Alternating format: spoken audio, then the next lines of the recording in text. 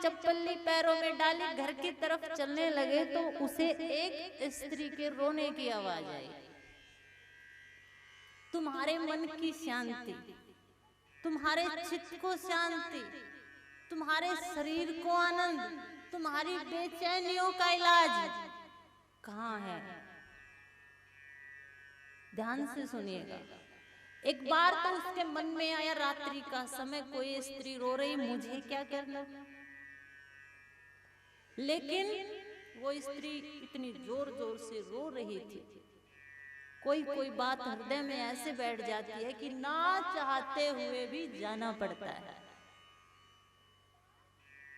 कभी कभी अपने लिए नहीं, किसी और के लिए जीना पड़ता है,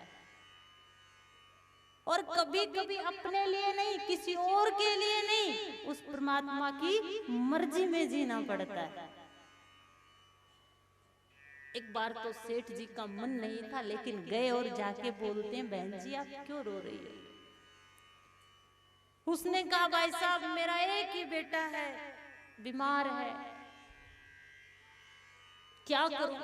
तो सेठ जी कहते, रोने से क्या होगा, रोने से क्या होगा। वैसे कभी कभी रो लेने से मन हल्का जरूर हो जाता है, रोने से आंखें और आते साफ हो जाते हैं। सेठ जी कहते रोने से क्या होगा? वो कहती है कि मुझे नहीं पता क्या होगा, लेकिन सुबह मुझे एक बाबा जी मिले थे और उसने कहा तू रात को जोर जोर से रो लेना, बोलना पड़ेगा, बाबाओं की बात मान लेनी चाहिए।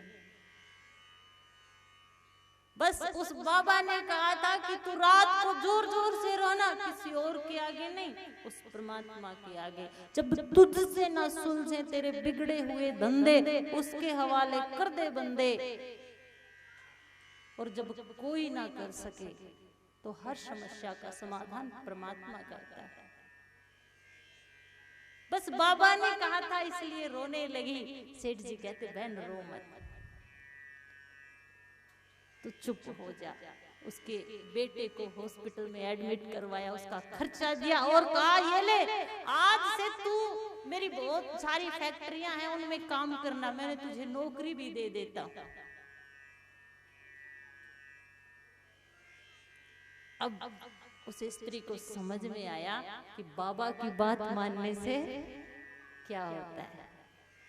उसको समझ आया, क्योंकि जो वो चाहती थी उसे मिल गया। लेकिन जो सेठ जी घर से निकले थे, दिल में बेचैनी थी, डॉक्टर की दवा देने से भी वो बेचैनी नहीं मिट रही थी।